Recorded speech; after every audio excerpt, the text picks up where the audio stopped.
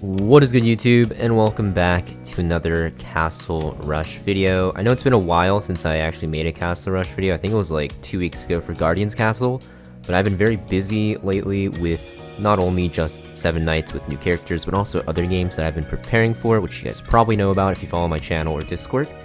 But today we're going to talk about Hell's Castle. And Hell's Castle is going to be one of the easier castles for the week. You can see I did score 2 mil. Obviously I do have decent dupes in my characters, but this castle is just going to be the easiest one to score high for because you can use any of your raid DPSs. So basically the strategy is that you only want to hit Chris on the 3rd wave. The first 2 waves, of course, you want to AoE down very quickly, so you will bring in AoE DPS.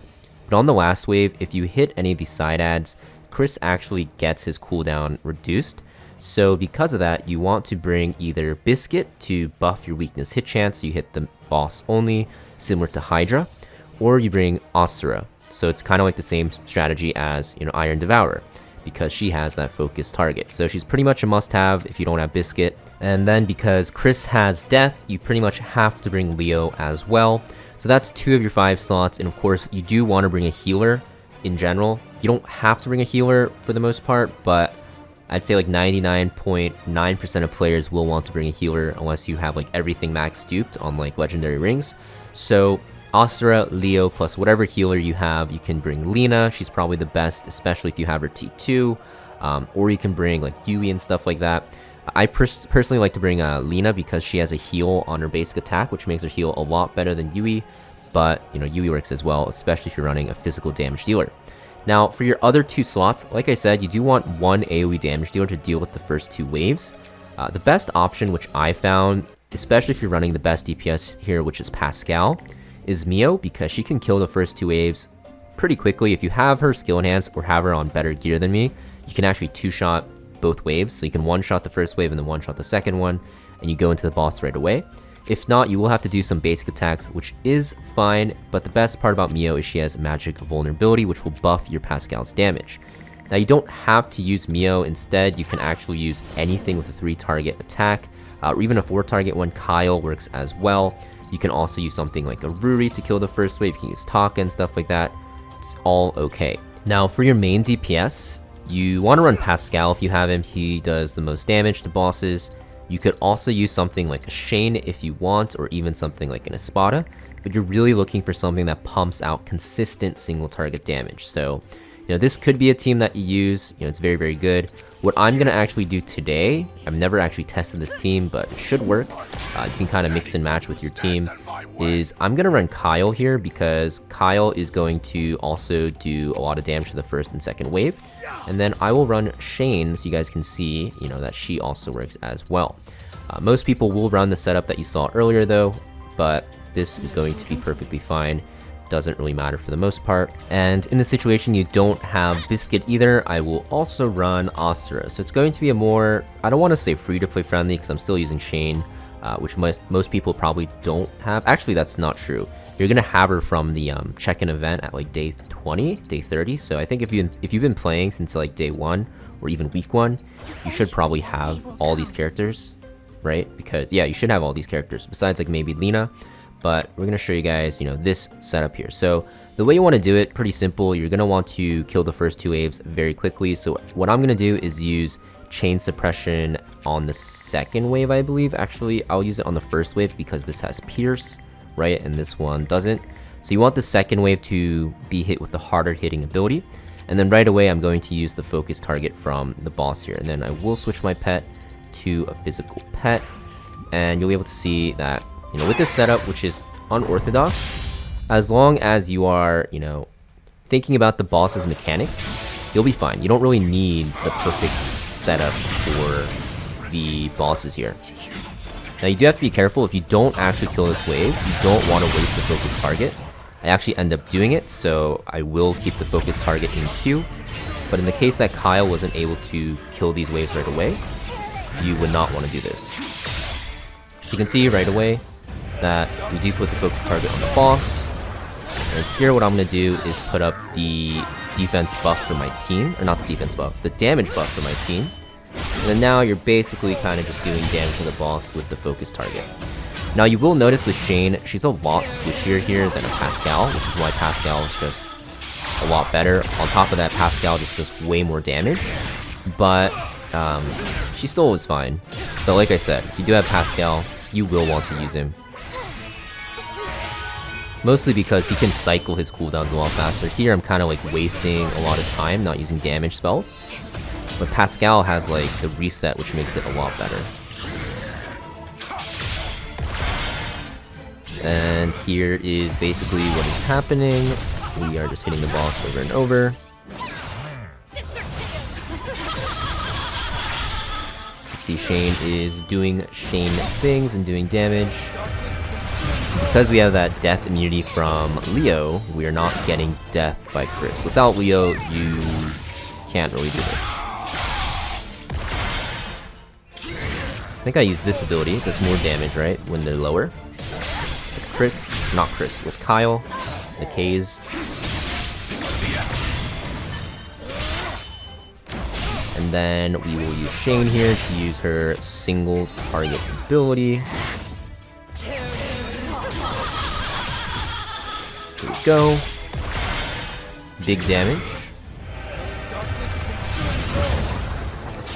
And you can kind of see it's like a tank and spank. You're just basically using your Shane ability on cooldown. It'd be the same with Pascal. And you kind of just buff your team. Now I will say, with this team comp, there is a chance you might die. Because Shane doesn't get the damage and vulnerability like Pascal does. In that case, you can just use your healer, whoever you're using. I'm using Lina to heal my team. And if you do get unlucky RNG, and these javelins just go into your DPS, you can kind of lose. Because, not lose, but they'll end up dying. So you do have to be a little bit careful about that. Here it's a perfect time to heal. My Shane is on the verge of death. And then I think I am going to use Kyle's ability. We have 2 turns left on the debuffs. You can see my Shane is clinging on to dear life here. And then I'm going to use Shane's ability into the boss. So this setup, with my Shane, like, pretty high investment, same with my Kyle, you can score about 1 mil pretty easily. But you're gonna see with the Pascal setup, you can score almost twice as much, which I'll show you after this. So here we go. If I get lucky here, I can get 2 more skilled off. And by lucky, I mean my Shane has to not die. Here's my Kyle damage, and then if I do get another turn, my Shane will be able to go into the boss. And it looks like I will, because Chris decided to go in my front line, which is normal. And there you go, you get a 1 mil run with an unorthodox team comp without Biscuit, which is absolutely great. So that's like the Shane unorthodox comp. I'll show you guys like the standard one, which is going to be more reliant on having hard to get characters because you will want Biscuit. Synergizes very well with Pascal. And then I'm going to run Miho here.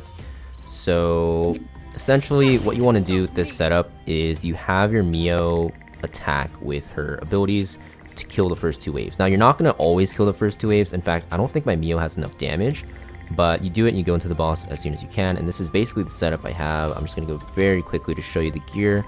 This is the team that I run to score the highest that I can. But my Mio's on a full damage setup. I do have her on a defensive ring because she just ends up dying a lot. If you guys have Mio, you'd understand because Mio is just really squishy.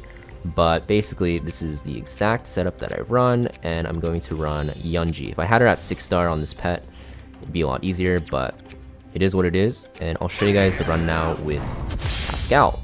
So Pascal, like I said, does way more damage. He's able to keep himself alive a lot easier too, which is great.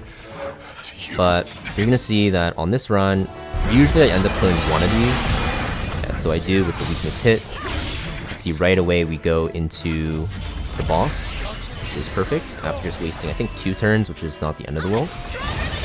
But I'm gonna lead with Biscuit's ability here. And then after this, I like to actually lead with the damage boost from Lina instead of using my cooldowns from Pascal right away. I found this to just be more damage. My sound just cut out for a second. but you're gonna see that Pascal goes into the boss here because he has weakness hit chance on his build. He's at 100% with Biscuit's buff.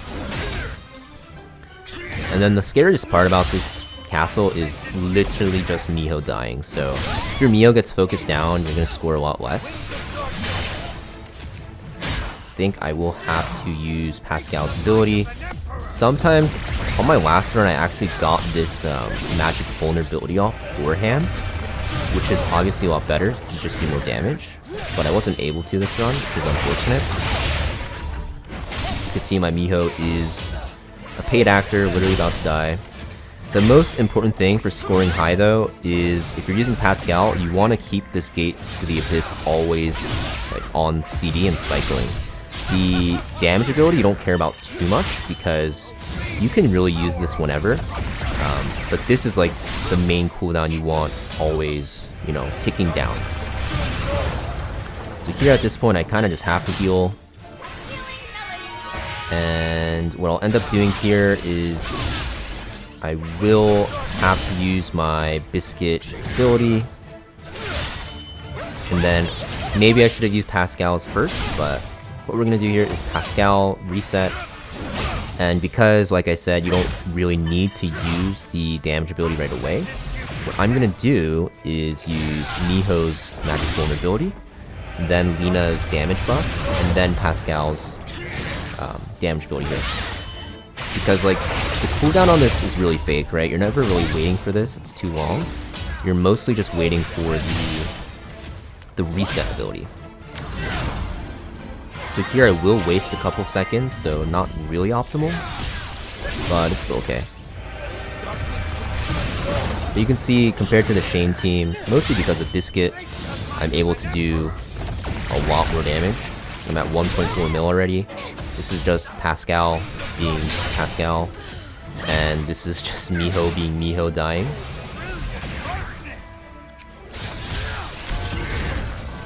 Yeah, we'll get one more ability from Pascal off, which is fine. It's not going to score higher than my last run, but you know, this is high enough. As long as you score 1 mil once you get to the late game, you'll get the max personal rewards. Obviously guild rewards, you will want to score even higher to push as a guild, but in terms of getting the most currency just for yourself personally, this, like, 1 mil is like the break point, as you'll see. And yeah, that is 1.8 mil, not the best, but not the worst. Obviously it might be higher than a lot of people's that are watching, if you're watching this guide, but for the most part, pretty good score. But yeah, thank you for watching, guys. Make sure you guys hit that like and subscribe, and I'll see you guys next time.